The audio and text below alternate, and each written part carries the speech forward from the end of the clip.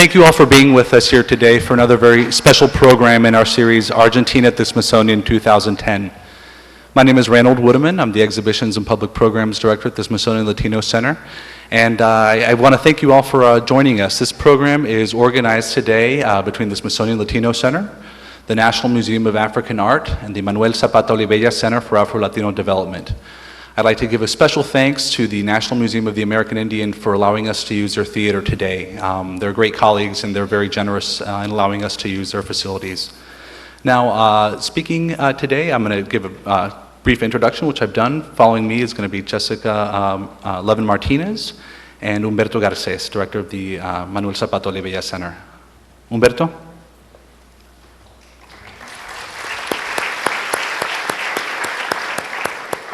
Good afternoon, everyone. Thank you for being here. My name is Humberto Garces. I'm originally from Colombia, and I work with the Manuel Zapata Olivella Afro-Latino Development Center.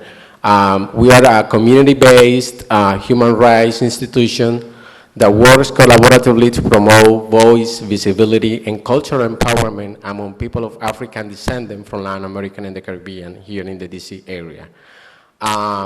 We want to thank the Smithsonian Latino Center, the African Museum of the Art, Ronald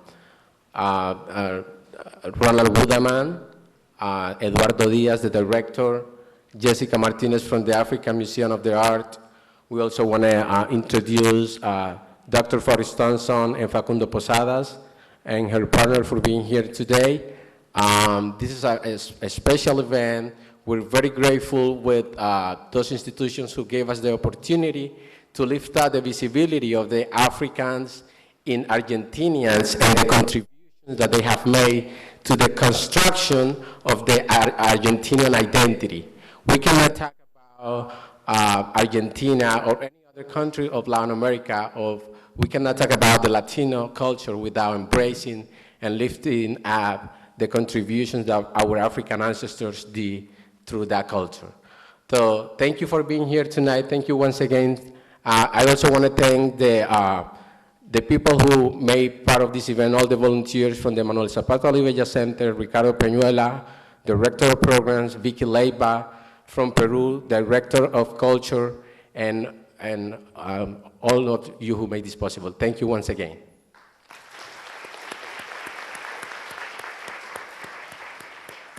Hello and welcome. I'm Jessica Levin Martinez with the National Museum of African Art, and I have the pleasure of introducing our participants today.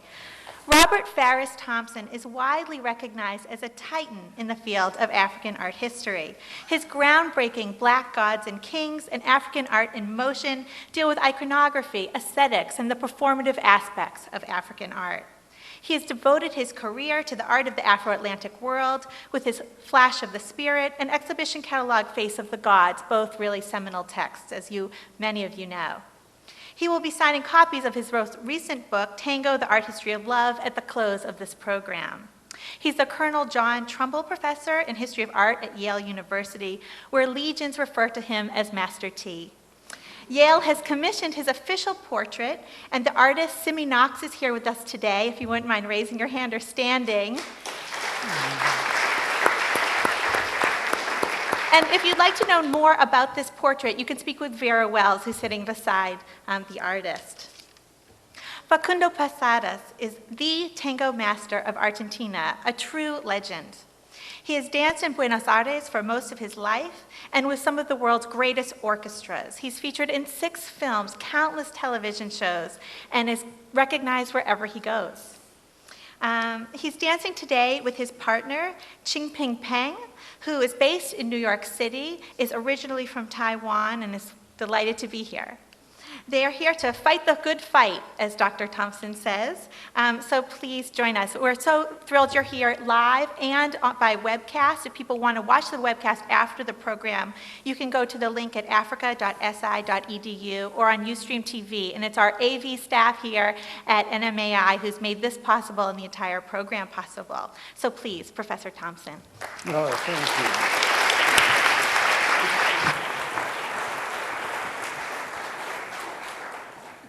Yeah. Excuse me one second. Okay. I'd also like to thank a few special guests we have in the audience today. First, we have Dr. Matilde Holte, a friend of ours from Howard University, who's here in the audience, who's dedicated her life to researching the African legacy in the Rio Plata region of Uruguay and Argentina. And I'd also like to thank our friends at the Embassy of Argentina, the cultural attaché, Conrado Solari Rigoyen. Thank you for being with us here. And now? Okay. All right, we're here this afternoon to cook for you. I like what I see out there. And Winston Churchill style, I'm going to tell you, blokes, what I'm going to tell you. Then I will tell you. Then I will tell you what you've been told. I'm going to give you samples in music, and they will put it into body, into flesh. Samples of music, we're going to start with Piazzolla, who is like the king of tango, modern tango. There's a little bit of Bartok. Then we'll listen to Candombe, which is the strongest of the black roots of Afro-Argentine everything. And we'll listen to Candombe, and he will dance it. He's one of the few who knows how to dance it correctly. Then we'll listen to gaucho music, cowboy music, strongly influenced by Andalusia, which in turn was influenced by the Moors. And we'll hear the gato and the escondido, and with this terrific arrastre. Then we'll come to the habanera. The habanera is the soul of tango. You look hip out there. I know you can do it. Can you repeat after me? Da cacacon. A little louder. Da cacacon. Perfect. You have just chanted the milonga. Now, the habanera. Now, if you speed that up, da cacacon, da cacacon. That is milonga, and then you go right into tango. So we'll play habanera for you. We'll play milonga, which is the habanera in a state of excitement. And the milonga is, wait till you see him dance it. I'm going to try to be brief so that you can constantly see this turn into flesh and blood. And we'll play Julio de Caro, who did a kind of love poem in tango music and shows guys on the street corner laughing and whistling, and suddenly you're there, and una esquina porteña por los Dios. You're going to be there. And we'll listen to Canyengue, which is the grooviest, earliest form of tango. Canyengue from the Congo root, kuyenga, to melt in the music.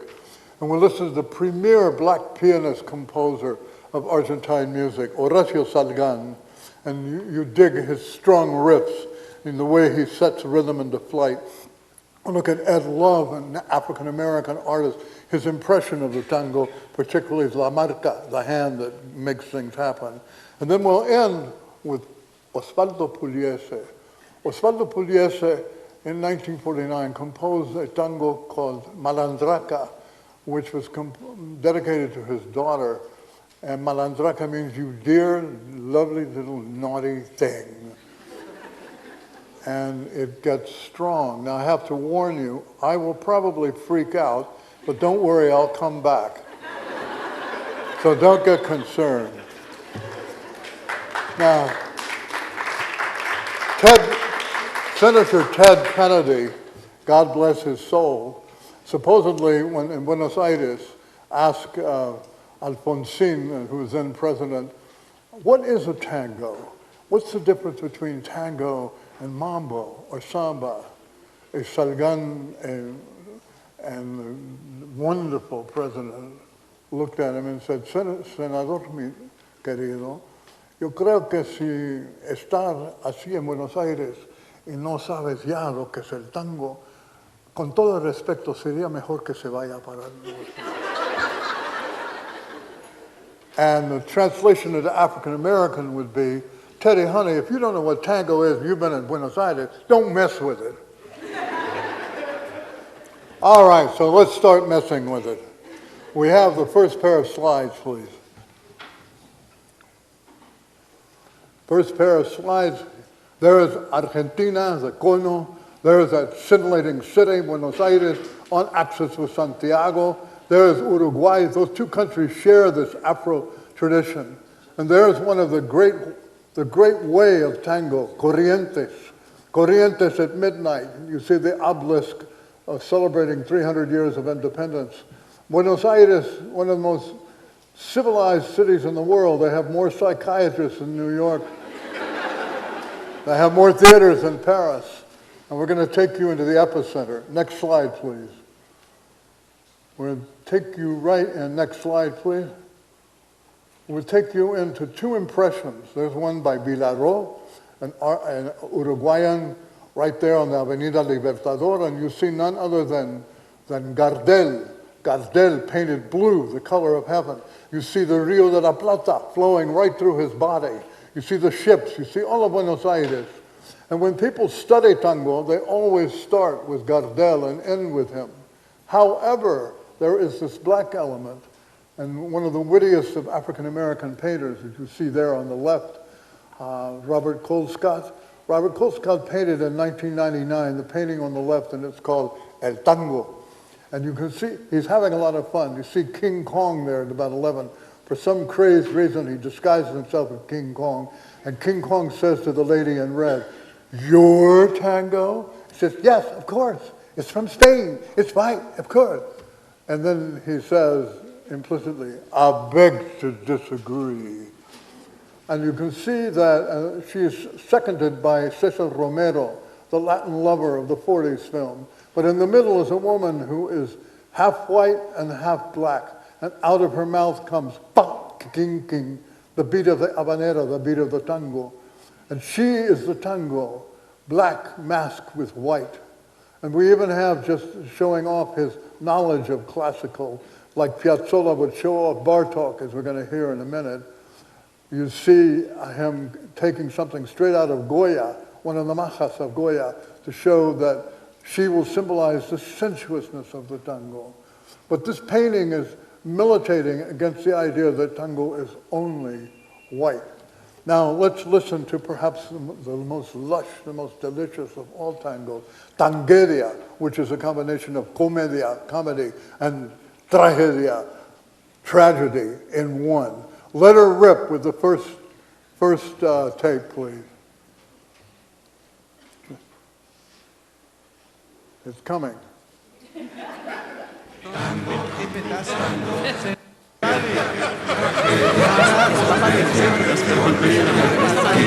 Here's people in a nice bus. They're chanting humble words.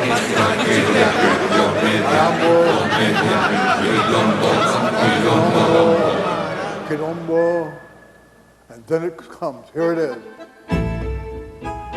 If you thought that you knew anything about the tango, get wise. We're going to rip to smithereen your preconceptions. Tango is not a dance. Tango is not a music. Tango is Argentine life expressed at every level. Tango's going to get your mother. Tango's going to get your grandmother too. Tango's going to get your whole damn family. You cannot resist it. Okay, cut. I think you get the picture. Cut. Yeah. I think you get the picture. You were listening to Piazzolla, and only Piazzolla could combine Bartók and French Impressionists and tango and make it work. Okay, now here's the real story. Everyone knows Gardel.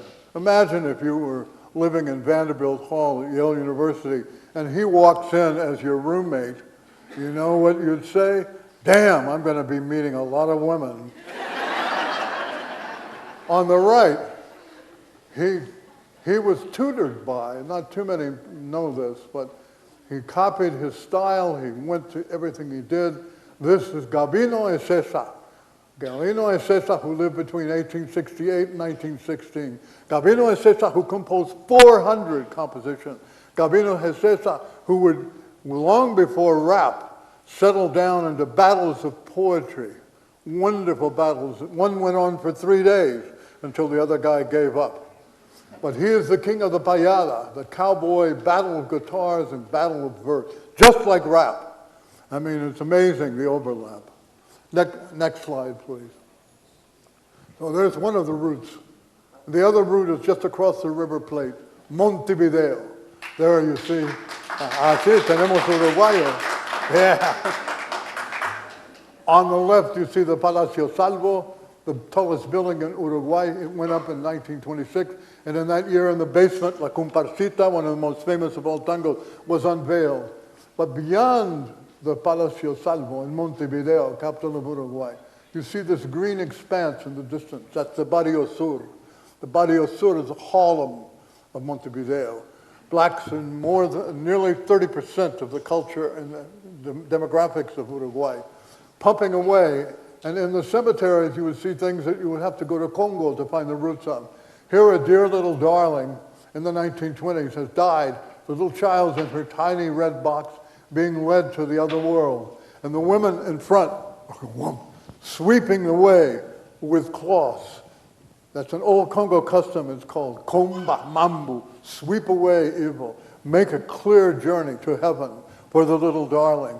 And if the funerals of the black people of Uruguay on the right are that Congo, you can imagine how Congo they are in other things, particularly dance. Next slide, please. Okay, next slide, please. Now here you have the King of Congo, just to show you the directness of the impact. The King of Congo in 1668 lifted up on a dais. The King of Congo with the sun bursting over his head, meaning, I am the sun. I will jumpstart your life like rays of the sun to warm you. I come under God through Nza, through Ntangu. I represent the sun, and the sun is danced in a counterclockwise circle. And the word for sun in Kikongo is Ntangu. Do you get it? I think you will. On the right, you have the late and great Rubén Gayosa, the poet laureate of the Black Painters of Uruguay. And on the wall behind him, you see the King and Queen of Congo being crowned, not there, but as a memory, Bambula, a memory on the soil of Uruguay. There's the King of Congo and his wife and their twin child, and then to the right of the king in the dark suit, you see a man that's got speckled little pieces of glass sparkling, and more about that in a minute. That identifies him as a Congo priest, as an Nganga. Imagine all of this happening across the river from Buenos Aires. Next slide, please. But there's so much more. For example, if you're of the blood noble in Congo in 1668 on the left, you get to wear a cat skin. You see the cat skin on the left over the waist? Or you wear the sun to show that you are the sun. You will jumpstart people. The Bakongo, a modern Bakongo said, we use the solar emblem as you would use the idea of jumpstarting a car that's his battery is down. He will jumpstart your life in the name of God's sun.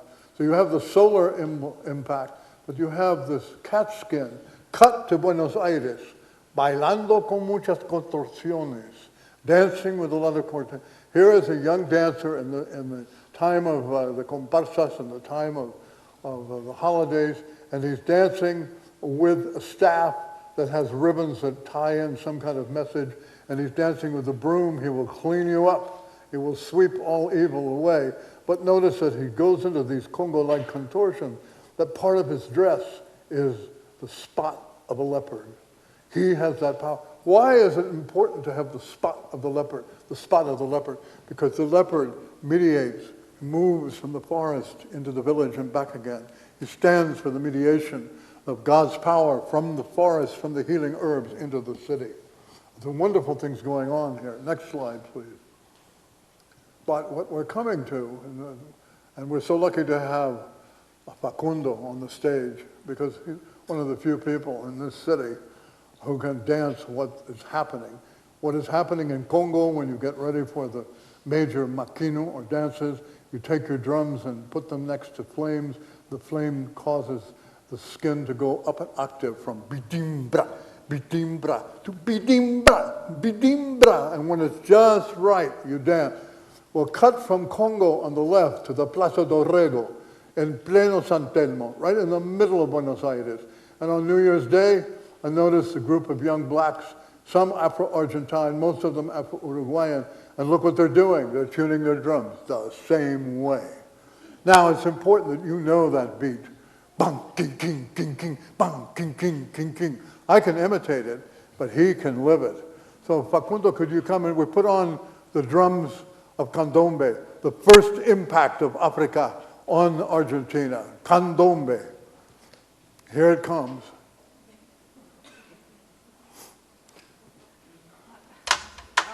There we go.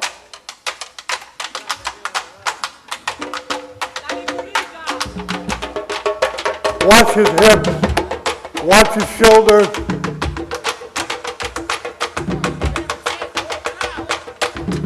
Yeah, go baby.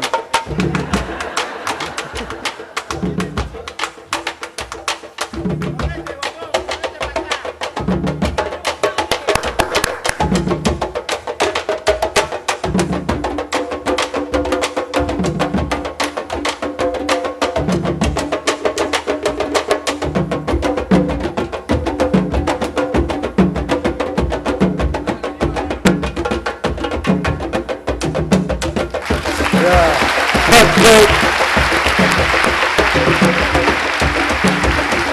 Yeah. There you have it, Candombe. What does Candombe mean? It's Kikongo, ka, to be hit with, undombe, blackness. Or as one Congo said, Candombe, it means that be all that you can be as a black woman or a black man. Candombe. All right, let's just keep going. So it's well established that Candombe was danced not only in the past in Buenos Aires, but in the present, as you can see on the right. Next slide, please. And in the process, the classic profile of West African dance came into Buenos Aires, and forever changed the shape of what would become the tango. Now on the right, you have the guy dancing. Look at my shoulders, stiff as a board. But her, knees bent, torso forward, hands out, feet flat on the ground. Look at her posture cut to Mother Africa. This woman in 1912 is bringing this Afro element in, and it fuses with the straight back of flamenco and other European dances. But just memorize this incredible woman on the left. Supple shoulders, frozen face. Not if she were in Hollywood, it would be like this. But more properly, like this. And in Buenos Aires, that cold face in early tango had a nickname, cara fea, ugly face. But it's a little detail, but it's important. Frozen face, torso bent way forward, knees deeply bent, and then use cloth to decorate your dance. You know, you have pants, make them do something. You have a shirt, make it move. That's very African. So Xerox with your eyes the profile of what we might call the original stomp, and see it working its way into early tango in 1911. Next slide, please. And now look at tango today. Sometimes the Afro element in a quebrada is very pronounced, as you can see on the right. And sometimes, as you see on the left, it is subtler. But Facundo, could the two of you go into a quebrada so you can see this element? I'll be your music. Zoom, dum, dum, dum, zoom, dum, dum, dum, zoom, dum, dum, dum, zoom, dum, dum, dum, zoom, dum, dum, dum, zoom, dum, dum, dum, zoom, dum, dum, dum, zoom, dum, dum, dum, zoom, dum, dum, dum.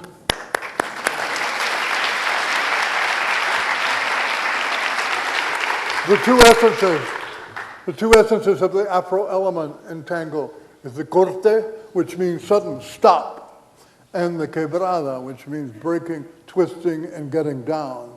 Quebrada, break. Does that sound familiar?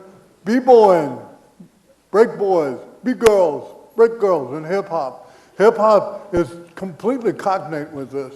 And then in hip-hop, the freeze, tango, corte, the freeze, get it? This is not an accident. This is what we call cultural cognation. Next slide, please. Now, I want to keep going to show you just how Congo things are in Buenos Aires. It's about 1840 on the left, and the Congo society is dancing for none other than President Rosas, whom you see seated there by the Congo king and his baby girl and his wife. And the men are playing pure tutela drums from Congo. And look at the way they're dancing. The guy with the drum in the middle, when the drum is held horizontally, it's releasing more power, so they call that budinga. And as he's dancing like this, he's pacing, 1 foot, that's called simbuka. It's one of the ancestors of the Charleston. And also another thing in Congo, the Bakongo, the Yoruba love to do this, but the Bakongo like to do this. On the ball of your feet, baby. You're getting closer to God, get it? Up there. I feel better already.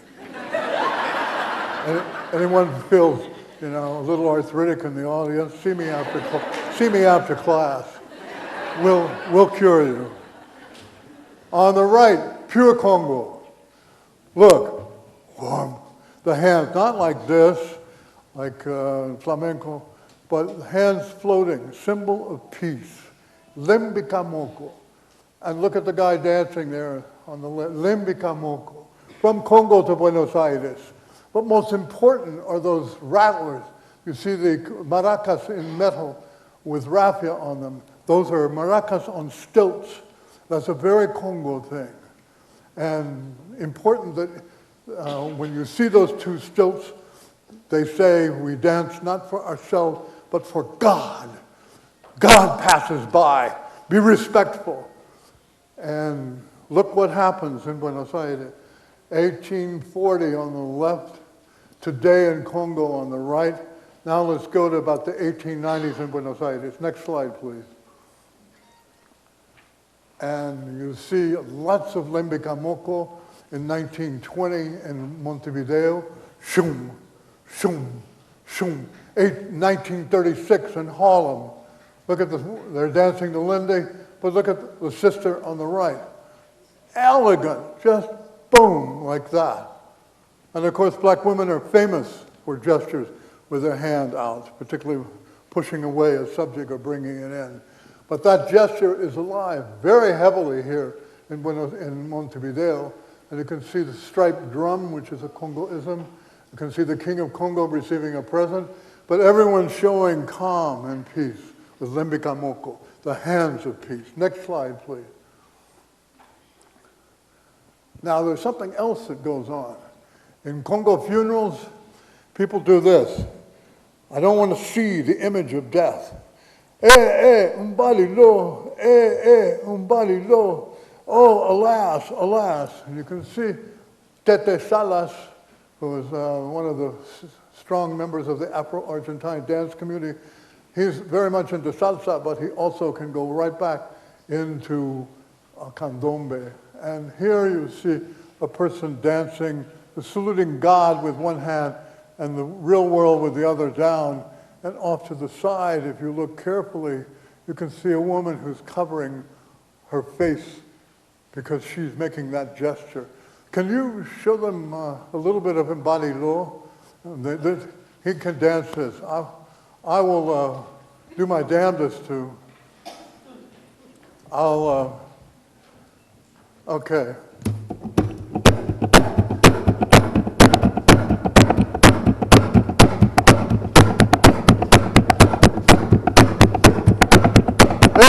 Body low, hey, body low, hey, body low, hey, body low, hey, body low, hey, body low, hey, body low.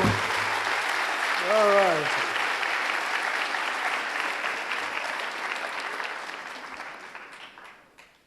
In case you missed it, the woman that's making that avoidance gesture, the slide, it's hard to read it, but it's this woman can barely make out her hand. She does not want to see the picture of death. It's a funeral gesture with a funeral, and that same phrase, alas, alas, Embadilo, it went to Cuba. It's part of the history of rumba. Rumba and tango come from the same Congo roots. Next slide, please. Okay, now here we really get into Congo impacts on Buenos Aires. In Congo, they make fun of a little bird, because this is the way the bird walks. Now, does this remind you of anyone? Michael Jackson used to do this. He told us, he invented it. Das ist aber Hausgeschichte, mein Lieber Kameraden. That gesture, well, the great goddess Josephine Baker taught it to the great French actor Maurice Chevalier. He dolled him up in blackface and taught him how to do it perfectly. And this was seen in Paris in the 1920s. Next slide on the left. Hold the slide. Now, put that slide back. I'm sorry, man, I'm overshooting. Go back one slide on both. Back one slide on both. Yeah, good. Back on the right. Now, it's 1830 in Buenos Aires. And you can see that a procession for the great Nuestra Señora de Rosario. But look at the musicians. One is black. Look at the procession here. It's black, black, black. 30% of Buenos Aires was black at this time. But look at this man dancing. Whoom, whoom, whoom, whoom, showing that off that step. Ta means suela, it's called in Congo. Dance like the little knock-kneed bird. And it's very strong and fun to do. Okay, next slide on the left, please. Next slide on the left. All right, now, so to sum up, you've seen various aspects of Congo impact on Buenos Aires in the embadilo gesture, in the use of this part of the body mirrored by this part of the body, shoulder rolls and pelvic rolls. You've seen a lot of that right straight off his body. And now we move to another current, Andalucía. Andalucía que estaba antes muy moro. Andalucía with a lot of Moorish influence. And how do we know the Moorish influence in the roots of tango when we see it? Well, first of all, pito. Secondly, taconeo. Thirdly, palmada. Tú sabes, olé por tu gracia, desgraciado. And also Muslim ideas. Blue is the color of heaven. Evil cannot pass the color of the sky. And you can see castanets on the wall. How Moorish or how Andalusian can you get? And the guy is dancing, his girlfriend is hiding. It's part of a dance called el escondido. You have a vaguely Congo-influenced bombo drum. You've got the harp from the west. But most of all, this auto percussion, which rides parallel to flamenco. And we're going to listen to a escondido or gato, this cowboy dance. And in it you will hear, it sounds almost like a mambo, because they swung. They were from Andalusia, which was Moorish, and had already a black tinge before they even got there. Let's play the next tape, please. Let's give you an idea of what the cowboy music sounds like. There it is.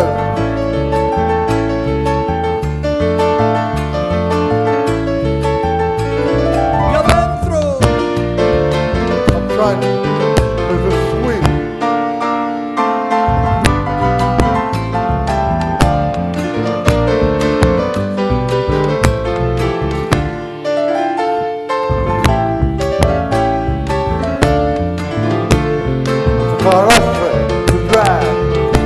Bad imitation, but you get the idea.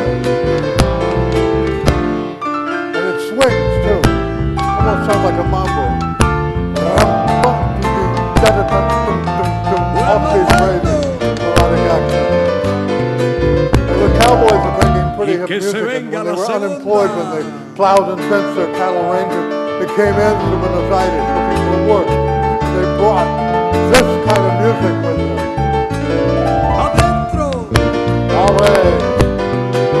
Ale por tu ritmo tan sabroso. Gato, also known as escondido.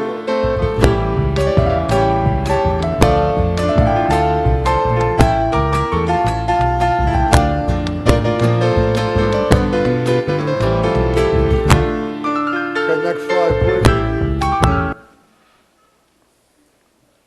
Next slide. All right.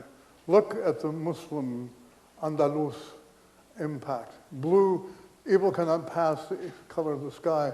And here on Durazno Street in Montevideo, you see this house with a Moorish tile floor and doors deliberately painted blue. I see a door painted blue here in a painting. You can see the flat roof, the azotea. That's pure Moorish. Asatafa, flat roof. Asateo, asatach.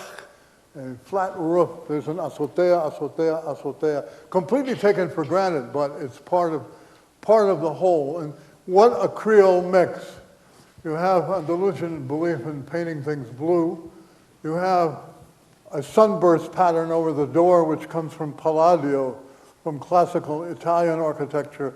You have the tile floor again from the Moors, and you have gongo on the right. I mean, what is Creole? You hear that term. It can be defined very simply. Creole means at least two, usually three different influences, all intermingling. That's Creole. Next slide, please. Now we come to something very interesting. We are on the border of on the border of Argentina and Paraguay on the left. And you're looking at either a black artist or an Indian, and we're not quite sure. But in 1760, he carved an angel with a maraca. Well, what does that suggest? Well, this is a hip Washington audience. You know damn well what it suggests. Heaven is percussion. You want to go and see God, you're going to, dear God, here I am. That energy. Heaven is percussion. And this is 1760, 100 years later, people were filtering in with this beat from Spain. Da, ca-ca-con, da, ca-ca-con. And it came via sailors, it came via sheet music, it came by an incredible hip of dancers called the Zarcelinos. The Zarcelinos started their voyage in Cadiz, learned the steps, then they went to the Canary Islands, learned their steps, then they went to Fortaleza, learned their steps, then Bahia, learned a lot of black steps, then Rio, then Montevideo, then Buenos. Can you imagine how hip they were? By the time they hit Buenos Aires, they had the dance steps of at least 10 cities. And they were connected with and what did they dance to? They danced to the habanera. But the place where you hear habanera now is, and hear it clearly and purely, is, well, look at the language, it will give you a hint. Bora la mar a prop teu. Español, no señor. Catalá. Right by the sea and right next to you, darling. And these two guys are going to play an habanera for you with that beat, dak-ka-kon, which sped up to become dak-ka-kon, dak-ka, which then got mixed dun into tango. Can we play the next cut? And play the next cut. Guitar music. We're in a wonderful bar, La Bella Lola, beautiful Lola, in the village of Calella de Palafrugell, in the middle of Catalan territory. In the summer here, where these two guys are playing, they have cantatas. The village has Prometió darle su 5,000 show vida, up and sit. con ella se desposó, As they listen to this kind of music. pero a La Habana en Party, un barco, but it's based on a that beat. cortar It was caña brought back partió, when Spain lost tejiendo lana y Spanish War, trapera. 1898. The Ella en Spaniards came back Canarias from Cuba, quedó. but they brought this music with them. That's how it Pasaron happened. años It stayed there. sin saber The nada. best place to hear La habanera, muchachita, if you're traveling loca to de Spain amor, next summer, al ver que el is in cielo that area. no la ayudaba, Girona, con el northern demonio Catalan se territory. apalabró, Okay, cut tape, vendió please. su alma. Cut tape. That gives you a sense. Next slide, please. Okay. Now, when Milonga came in, bing, king, king, bing, king, king, it absorbed a lot of Candombe. And Candombe loves to do this. because every time I cross my legs in Congo symbolism, I have made a fence. You can't get me, baby, because I've made a little mystic fence with my legs. Facundo, could you do a little bit of that encrucijada de los pies? And yeah, just so you see how it works in real life.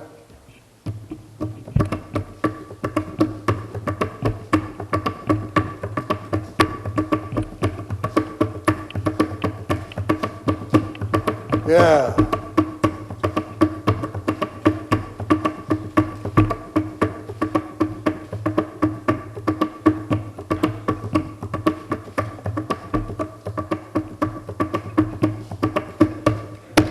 Thank you.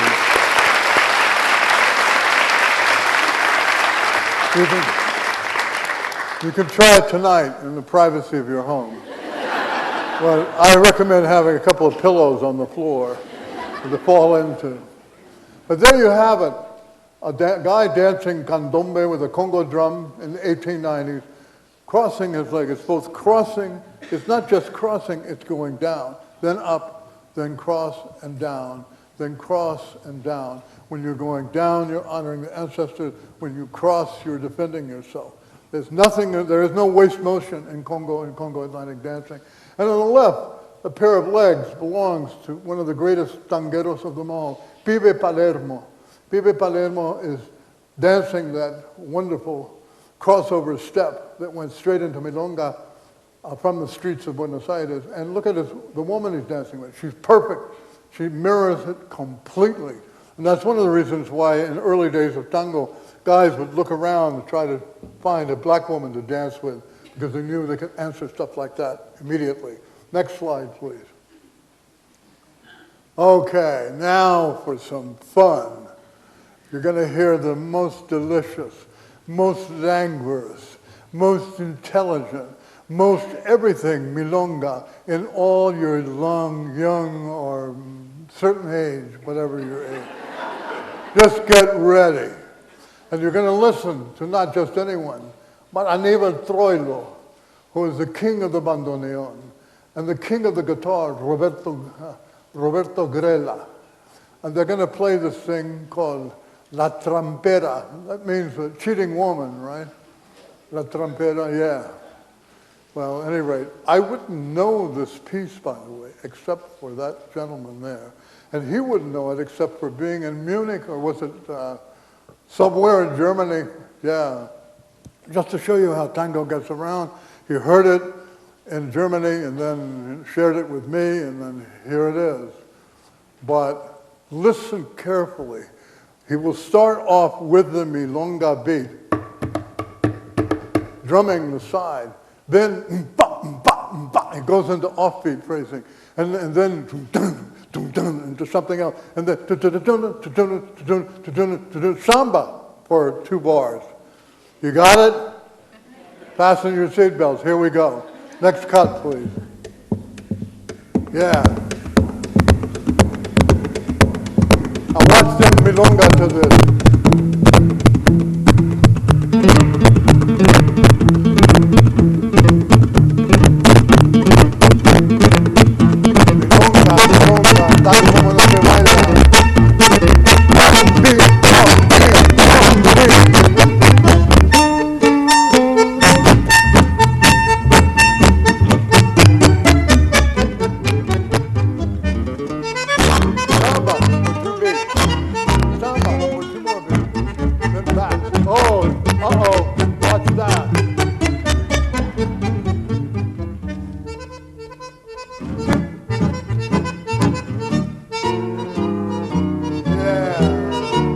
Talk about that.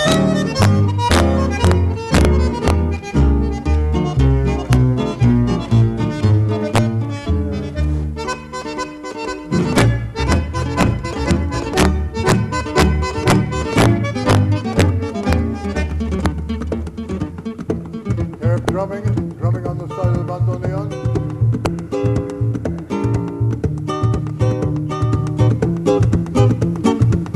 This is perhaps the greatest milonga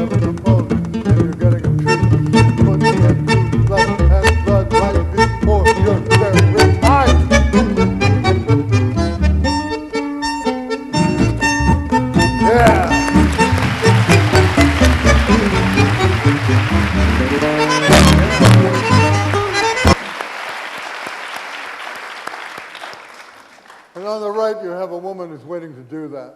She's waiting for, she's waiting for her boyfriend. She's very demure. See this symbol? That means unless you know me, don't touch. That's called la tapada. And there's a couple milonging an array of red, and on a straight line, the orchestra. This is by Abel Fersucci, an Italian-descended Argentine printmaker. I walked into the Museo de Estampas and found that and fell in love with it. Here it is. Next slide, please. Okay. Now we come to another branch of tango, canyengue. What is canyengue? It's a real African word. Kuyenga, to melt. Canyengue, melt into the music. I asked the late and great Lampaso, he said, mi fuerte es milonga, my fort is milonga, pero me encanta canyengue. And I asked him, ask Lampaso, what's the difference between tango liso, straight white bread tango, and canyengue? Look at the difference. Straight bread, canyengue, you melt right into her, and she melts into you. It's an incredible step. It's early tango, and the contrast, choreograph it in his hand. Next slide, please. And here's canyengue being danced on the docks in La Boca with a black tutor bending her back, and she bends her back and echoes the bending of the chains and so forth, and guitarist is white, the bandoneonista is mulatto, the sailors are white and black. You get this idea of the interracial. It's a wonderful painting by a woman named Pereira, and go back please. Go back please. And you can see her title right there, Tango Canyengue. And this is a wonderful guy by the name of De La Fuente, who devoted his whole life to studying canyengue, the rough, shod, funky, early form of tango where the girl melts into the guy, he melts into her. And as they dance it, they become giants of Argentine culture, because look at the heads of the people watching them below, and look at that scale. They're giants. And there's someone looking in longingly. They're in a basement, and then you can see the bandoneon that's piping its music. It makes it look like a pipe. And then amusingly, De La Fuente is the Alfred Hitchcock of tango history paintings. You can see him entering with sheets of white paper on the right, just like Alfred Hitchcock always found a way of putting himself in. Now, what's the difference between canyengue and milonga and tango as we know it today? Here goes. You've just come from that doom, doom, doom, but you're going to hit something different. This comes in with the Italians, the so-called tango liso, the smoothed out tango, the romantic tango. Well, let's listen. We have the next cut.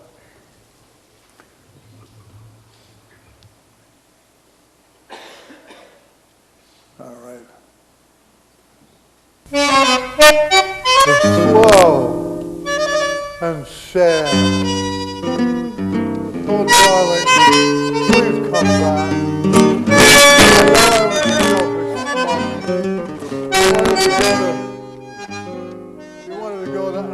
You wanted to see a certain movie, I wouldn't go. There was a concert, I was too tired. I let you down. I deserve you. Please come back. I promise I've learned my lesson. I won't be selfish. I won't be self-centered. I won't be me. Whatever. Please, please come back. You feel that? The yearning. Añoranza. Añoranza. Saudade, as the Brazilians would call it. Tango slows down the impulse of milonga. Tango allows a lot of smoke. It's more stereotypic. And it all began with a tango of 1940. And that is beautiful. grammar school you went to, and one day you come and find the record that removed it. And tango te espera. They say tango's waiting for you. We'll test you with loss, with disappearance, with death of a loved one. Tango is a hard knock school, tough love. You can feel all of that. Cut tape, please. Cut tape. And next slide, please. Coming to the end now. We have plenty of room. Next slide on the right. We're beginning to look more at the music. And there was no finer painter of tango as music than Berni, who between 1945 and 1972 painted this orchestra. And what is the tango orchestra? How would you know it when you see it? Bandoneon, bandoneon, bandoneon. And then an accordion, oddly enough, and then the bass. But he caught them. He stylized their faces. They're singing as a group, as Argentines together.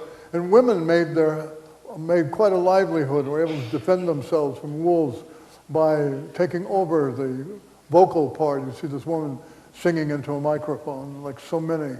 When I was a kid, I grew up in El Paso, Texas, and I spent most of my time in Ciudad Juarez. And in Ciudad Juarez, I went to a movie where Libertad Lamarque sang tango. That was it, baby. That's all I needed. Next, on the right, you have Juan Copes, the great, arguably the greatest dancer of tango. His incredible, incomparable partner, Maria Nieves. Look at her in the Congo pose, one hand up, one hand on hip, with her incredible legs. And on to the right, Astor Piazzolla himself.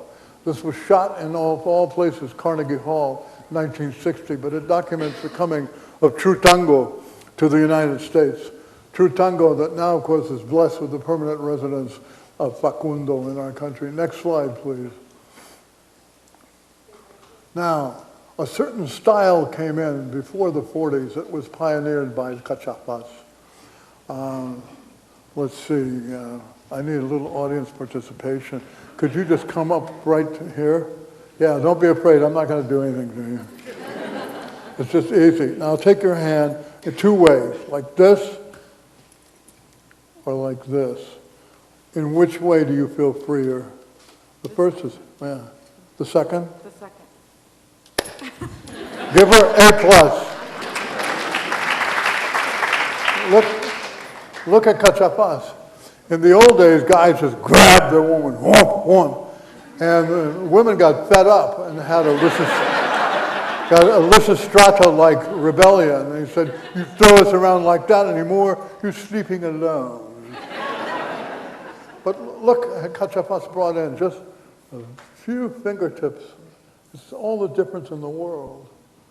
And look how it got preserved in Argentine art history in 1932. You can see the fingers curled lightly over her head. This step, the tango as it was before 1940, reflects the profile of the great cachapas. And look at him, slyly in a crossover. And then if you can get past her beauty, the incredible way that Carmencita Calderon nestles herself within him. Next slide, please. Now, you're going to listen to some music. I want you to hear Julio de Carro, Malajunta, from 1928. And this is a tango snapshot of the barrio, of the neighborhood. He listened to guys laughing on the street, whistling on the street.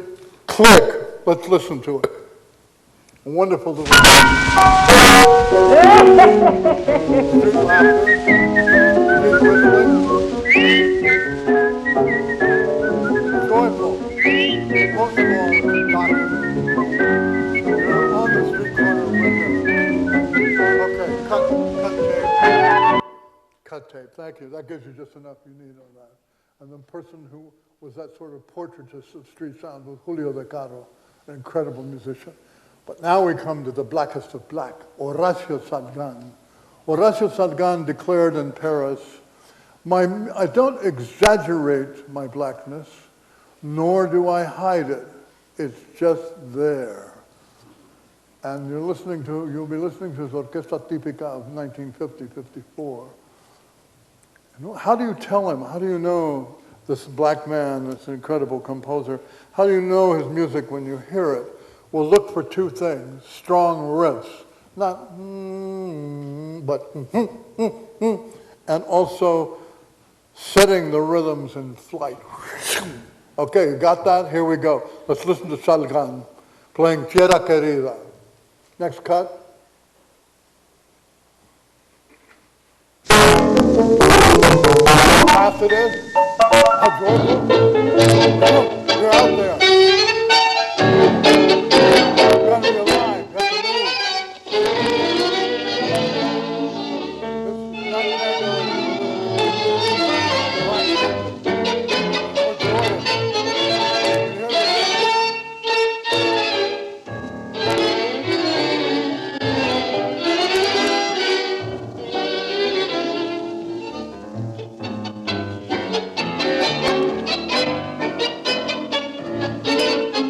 Okay, cut tape. That gives you an idea. Horacio Salgan's son is now carrying on the tradition. Next pair of slides, please. And he's certainly a monument. I once interviewed him. Oh, look who's there on the left. Oh, brother. I once interviewed him, and I showed him a shot of Gabino y Cesar and asked him, what do you think? And Salgan looked at it and said, transunta dignidad. I am swept away by his dignity. Whew. Now, if that ain't a praise of black culture, I don't know what would be. Transunta la dignidad. On the right, you have an African American working when he was alive. He's in heaven now. Ed Love. And Ed Love, let's try a little cultural experiment. Él exagera la mano. Podría ser que lo exagera para acentuar la marca. I'm asking him what he thinks this exaggeration of the hand means. Posible. The hand es a la altura del hombro o de la boca. Yeah. En 1920 es up, saying cachafaz y el vaquito. After 40 years es in the shoulder, no more up. You hear what he's saying? That's critical. Cachafaz 1940 up there, and with petróleo. Petróleo Yeah, every little nuance. es el nuevo tango. Yeah, gracias. Okay. I don't know what I'd do without him, man. Anyway, the point is that the hand is like a computer, or it's like a mouse. And you can do something like that, so she knows to do this, or something like this, so she knows to do that. You communicate. People are amazed. How can they change their steps?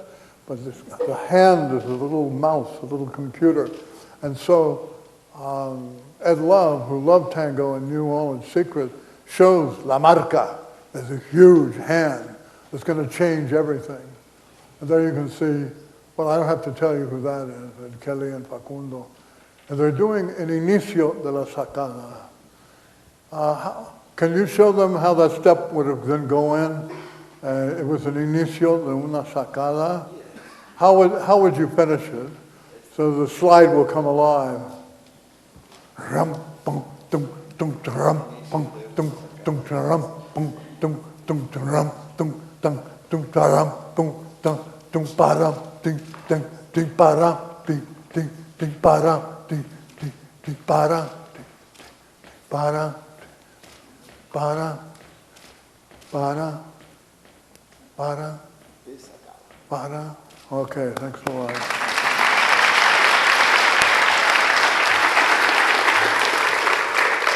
Okay, we're coming to the end of my lecture. Now I have good news for you, only 2 more slides. Next slide, please. One thing I haven't discussed is tango is, of course, sex. I mean, you know, if you're lonely, show up. And one of the things you will learn, the excitement of just a little bit of footsie right in the middle of your dance. And that's Nicole with her partner. Unfortunately, they're split up. But since they're split up, I will tell you openly that for one night with her, I'd give up everything. Okay, next slide, please. Now we're going to end with Osvaldo Pugliese. Osvaldo Pugliese was a beloved lefty and constantly getting thrown into jail. Perón threw him into jail. Even the general before Perón threw him into jail. And after the junta of 55, they threw him into jail. But he was brave, and here's what he did. Every time he would come to work in a tux, but pajamas under the tux. So when he was thrown in a cell, he had his creature comforts. And not only that, his men loved him because he ran a cooperative. Whatever he got, they got. They shared. His men were actually able to buy houses and cars, and they loved him. So every time he was in the Husgau, they would throw a carnation or a red rose on the keyboard, como un símbolo de ausencia. Get it? Really beautiful. Now, I'm going to play, he did 3 very Afro compositions, one called La Yumba, which is a Congo word to dance, and then another one. But then the one that I think is strongest is Malandraca, dedicated to his daughter. And as he does it, he begins to involve you in so much ego strength that you almost feel like you could stand in front of Osama bin Laden and stare him down. That's how much ego strength is in it. And also, I warn you, I'll get carried away, but I'll come back. Okay? So let's have it. Let's have the Pugliese, La Malandraca, 1949. Start very strong and often. Pounding. Strong. Strong. Afro. Afro. Stronger. Stronger. Stronger. Off-beating.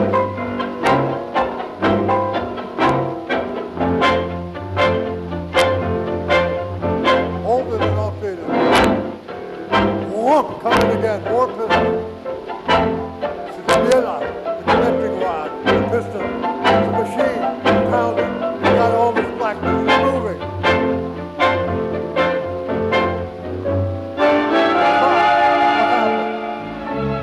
Adios, Candombe. Now we're in the blues, another black music. We jumped completely into the nostalgia, jumped into sadness, jumped into the blues, showed complete control of this woman.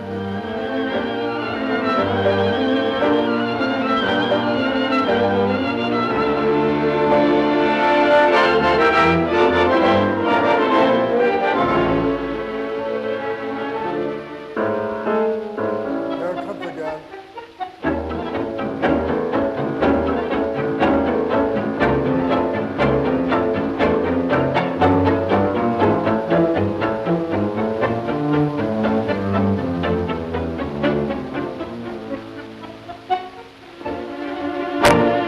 More blues.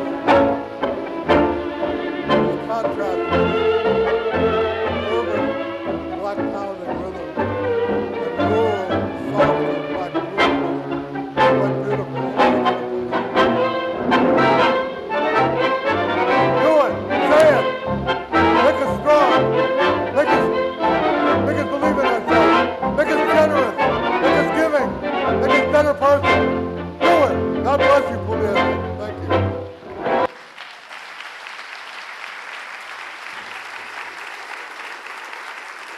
Now, if you have any questions, we welcome them. Yeah.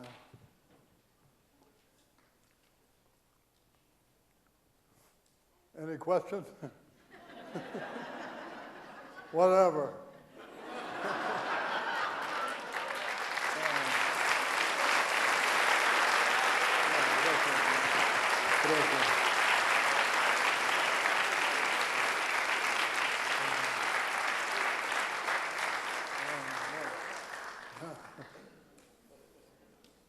Anyone want a tango lesson?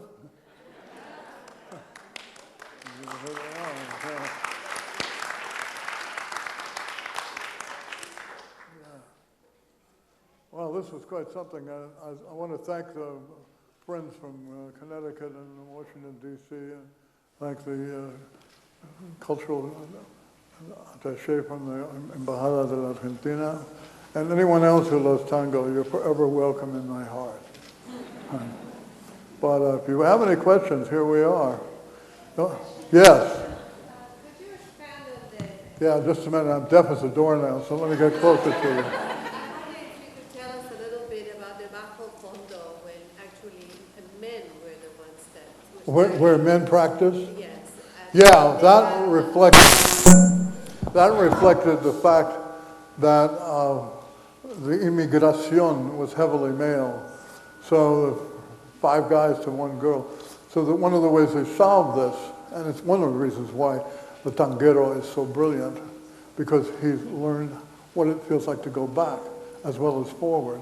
They practiced across the whole week, and then on the weekends, they would try these moves out on women. But that's how that happened. Is that answering your question?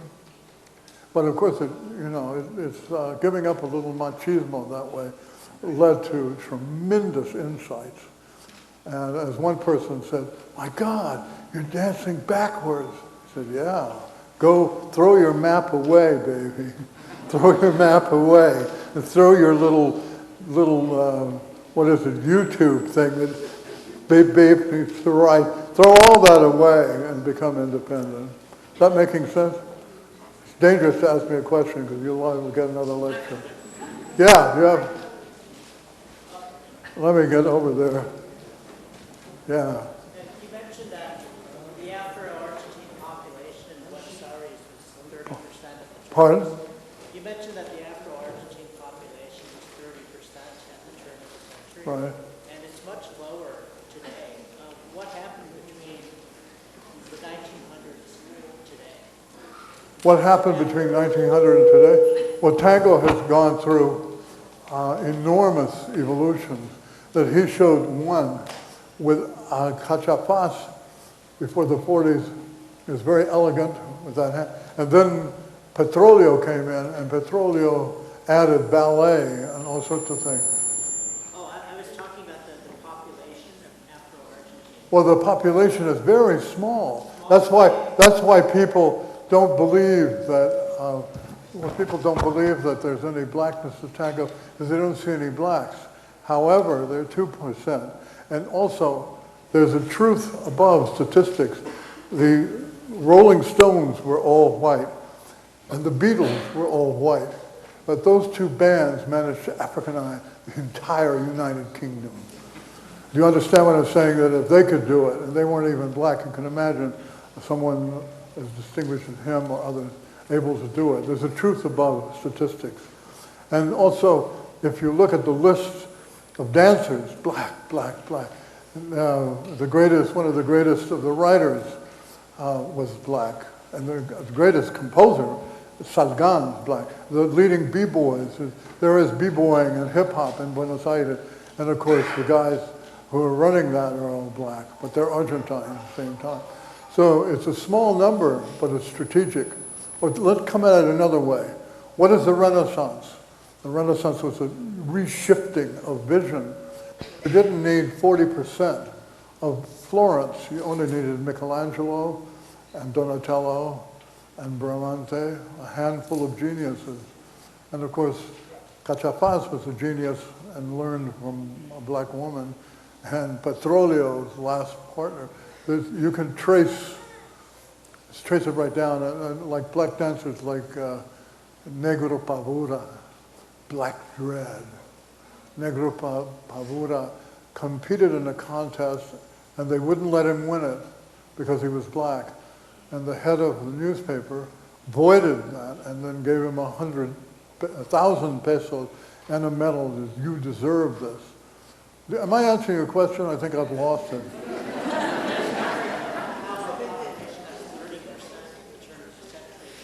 Yeah, but then also, let's not forget that Montevideo is right across the River Plate. And Montevideo, even if there were no blacks at all in Buenos Aires, this impact of Afro-Uruguayan culture, Candombe is very strong there. In fact, there's a Candombe group that plays in Central Park up there at 110th, almost where the Park Plaza was, called Alma y something. Yeah. Excuse me. I'd just like to ask those of you with questions to go to the audience microphone so that everybody could hear your wonderful questions. And as that's happening, I just want to remind you all that the question and answer period will be followed by a performance by Facundo Posadas and Ching Ching Pang. Okay, yeah. Say. Ask the question? Ready? Okay, you're talking about tango and sex.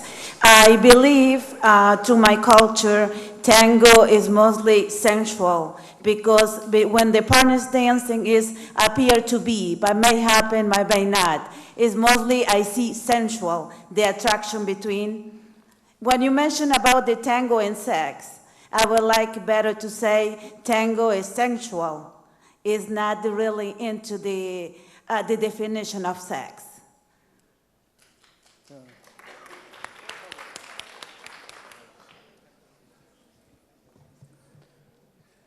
Hi, I'm Dr. Matilde Holti. I'm very glad to see you, the great Afro-Argentinian dancer, Facundo Posadas, and to your professor. I would like to ask you, in all your beautiful presentation, what about the short movement that we could see in the tango, candombe, milonga as a result of slavery? Because part of those movements where the Afro population came to Rio de la Plata, Argentina and Uruguay, and they were enslaved and they were enchained, and for this they couldn't move with enough freedom. Could you please say some words about? Thank you very much.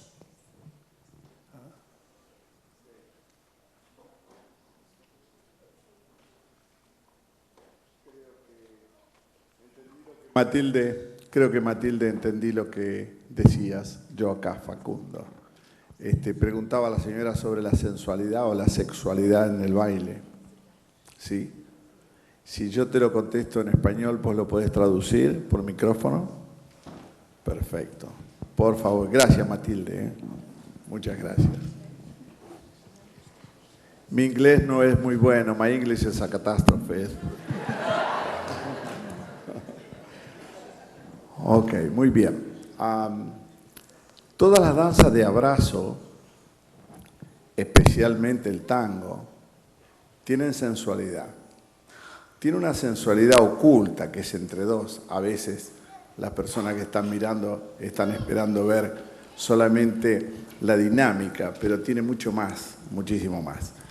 Y tiene también un límite, que es el límite entre la sensualidad y la sexualidad. Okay, I will say that the closeness between partners in the dance there is a difference, a fine line between sensuality and the idea of sex. Yes. No se puede bailar pensando en la sexualidad.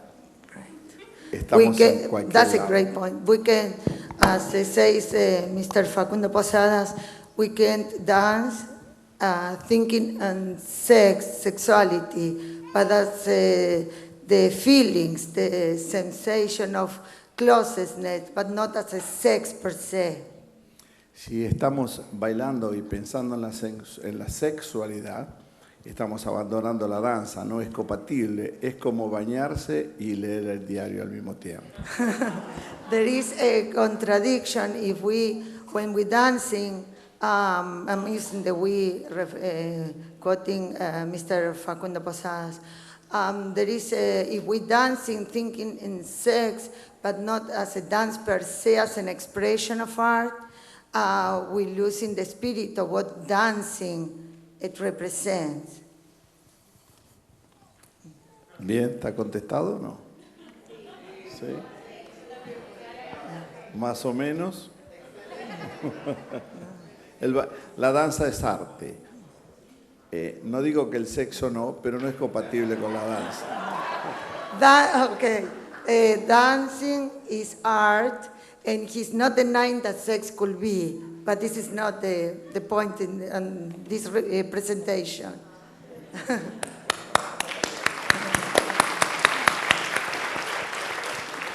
And could you please say something about the Afro-Argentinian and slavery, please, Mr. Facundo Posadas? Otra vez, decímelo en español. ¿Puede decir algo sobre esclavitud, los afroargentinos y el tango, por favor? Tango, candombe y milonga. Sí, no quiero meterme en el mundo académico porque lo único que sé es lo que viví, no lo que leí tampoco. He's referring that he's not coming from the academic world. All that he can express and share with all of us, and that's the greatness, is that he's living, dancing in everyday life. En nosotros, los afrodescendientes, todo lo que sea movimiento es genético, ¿verdad? Viene de hace muchísimos, miles de años atrás. He's saying that we as Afro-Argentinian descent movement is part of identity and is inherited from our ancestors. En el caso mío, desde muy temprana edad, podría decir que la discriminación me puso en la danza. When Mr. Facundo Posadas was very young, discrimination introduced him and put him into dancing. Es muy simple, muy sencillo. Era el único lugar donde me sentía bien, bailando. The only place where he was feeling comfortable, it was dancing. Los chicos querían estar conmigo, las chicas también. Boys want to be with him, and overall girls. Y sin proponérmelo, me destacaba un poquito bailando, ¿no? And people notice his talent at a very young age, his talenting as a dancer. Y para sintetizar, todo eso me llegó a conocer gente maravillosa como ustedes, como Robert Thompson, o como Mikhail Baryshnikov, o como esta amiga que conocí hoy. Thanks to dance, he met wonderful personalities such as the presenter, the professor Thompson, and also Mikhail Baryshnikov, the Russian dancer, and also today he met the Afro-Peruvian dancer Leiva.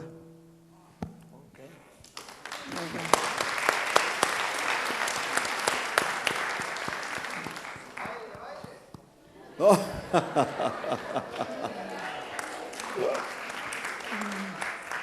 Oh, una pregunta más. Abusamos de tu español, ¿eh? Abusamos de tu español. Ok. ¿Uno más? Ok. Puedo hablar en español también, ¿eh? Sí. Ah, bueno. Yeah. No, yo quería agregar un comentario respecto, creo que el señor preguntó por qué hubo por qué bajó tanto la población africana en Buenos Aires, del 30% a menos de un 5%, y es que muchos de los africanos, la mayoría fueron enviados a guerras, principalmente la guerra del Paraguay, ahí fue donde, y fiebres amarillas, etcétera, pero principalmente ese fue el motivo principal de la huge decrease in the African population, ¿no? Okay. Expresarlo en inglés así. No, it's just a comment. I think the gentleman here, I don't know if that's what you were asking, is why there was a huge decrease from 30% in African population in Buenos Aires to 5%. And my understanding is that Africans were sent to fight for Argentina, especially during the war against Paraguay, that it was Brazil, Argentina, Uruguay fighted Paraguay. It was called the Triple Alliance, or Triple Alianza War. It was one of the bloodiest wars in the continent, in the region, and the main labor for the war were Africans, from Buenos Aires. And I think that explains one of the reasons of the decrease in African population, also the yellow fever as well. But I think that's the main reason why you don't see as many Africans as there used to be in Buenos Aires, in Argentina. That's I just wanted to add these comments. Okay, and excuse me, but I should add that not only those factors, but also discrimination and denial. Because the population today, the Afro population in Argentina is 5%, and before they were Afro population, but the denial and discrimination were saying that they were not Afro population in Argentina. Thank you. This is for Professor Thompson. Professor Thompson, I have a question for you. Yeah. This has to do with the Lindy Hop that was done in Harlem in the 30s. It was very bent over by Frankie Manning, Norma Miller, people like that, always very bent over and definitely originating in Africa. Why is it that it's bent over like that and no hip movement? And the kind of dance that comes from Congo, lots of hip movement, also bent over, has that hip movement, but Lindy does not have that. That's all.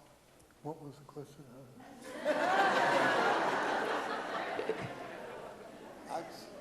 Lindy hop. Lindy hop. Lindy. The posture shift. Semi African. The black people dance in Lindy hop. Lindy hop. The posture is semi African. Yeah. The Lindy is one of the most complex bodies of dance in the world. And the Lindy was full of African influence, some of it specifically Congo. There was a dance of that era called the Big Apple.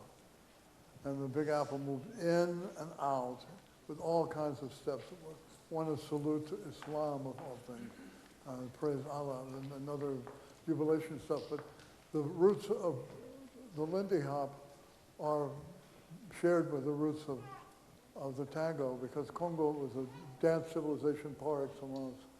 And the Bakongo believe that you don't really show that you're alive unless you know how to dance. And they have all kinds of deep philosophical ideas attaching to every step. For example, he does a step which you saw, this.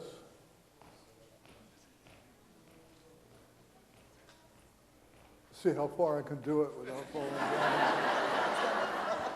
That's enough. Cut to Congo.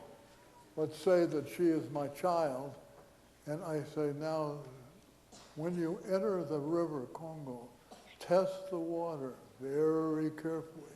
It could have an undercurrent that would sweep you away. So this is called teza maza, test the waters. And it has a very specific gesture to it. But this idea of, freezing one foot and releasing the other is just too delicious to be restricted to one meaning. That's part of this tradition.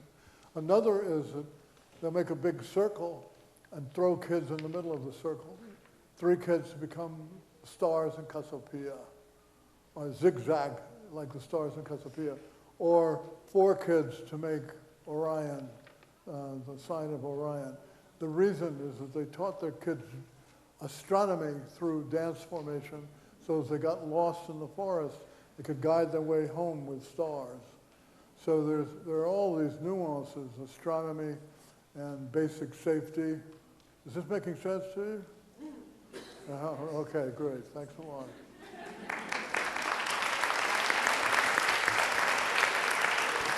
Thank you.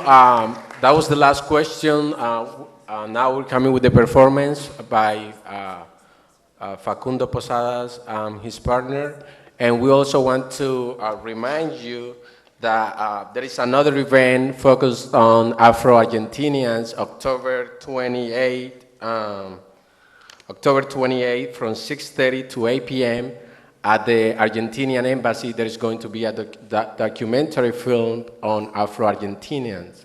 It's titled Afro-Argentinians, and welcome October 28th from 6:30 to 8. Thank you very much.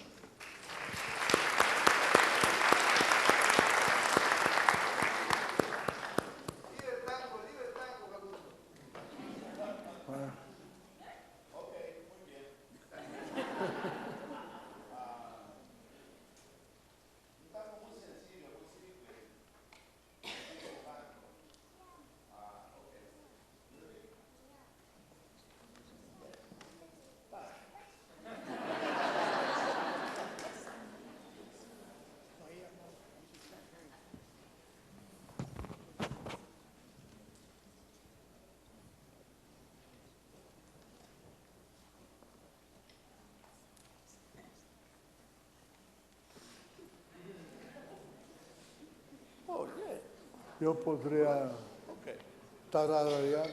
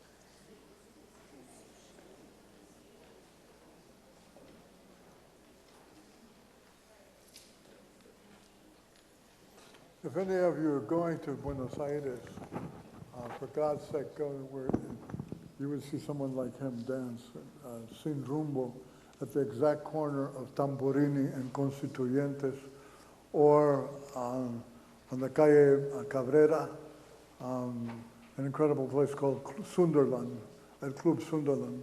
This is where the real guys and women hang out. And then if you want a fairly authentic way of being absorbed in the tango world, go to the corner of Balcarce in Estados Unidos, in San Telmo, and there is a place called Bar Sur. And you sit minding your own business when suddenly a gorgeous woman pulls you into the floor show. So if you're game for that, go. Otherwise, I recommend a round at Parcheesi. Ok, vamos a bailar un tango. Es un tango simple, es social tango, no es tango Soleil Circus, no tango televisión. Ok, no Dancing on the Star, no.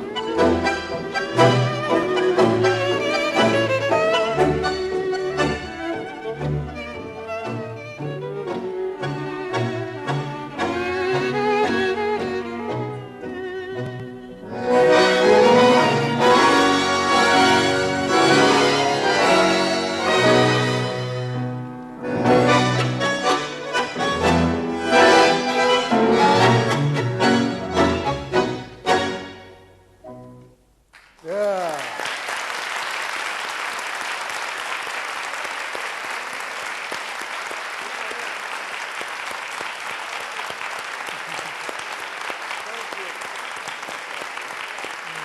That was great, man. I love it.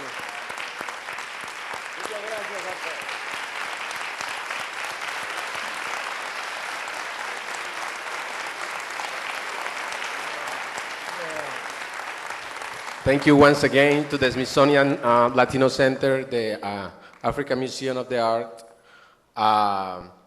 the Manuel Zapata Olivella Afro-Latino Development Center, and all his team.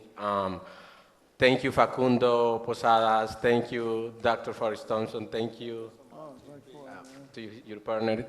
Thank you to the audience. And we are offering tango lessons at the Manuel Zapata Olivella Center.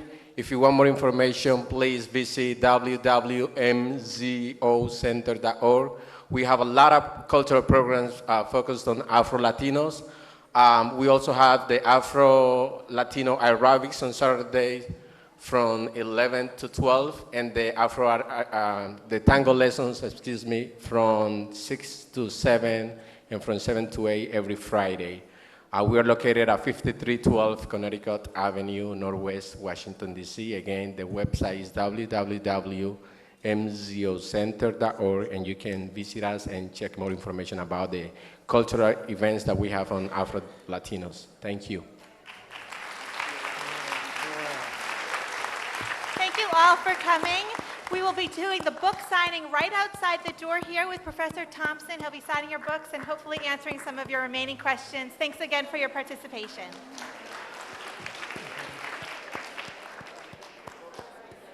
Yeah. Oh, that was fun. Oh, thanks a lot. We had a lot of fun. Oh, gracias. Gracias, Manu. No.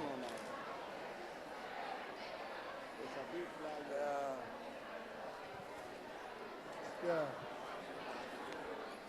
Yeah. How you doing, man? First of all, what a treat to watch you teach. Pardon? What a treat to watch you teach. Oh, thanks a lot, Second, man. I'll be very brief. My grandparents were Jewish immigrants from Poland and Ukraine. Oh, really? They landed in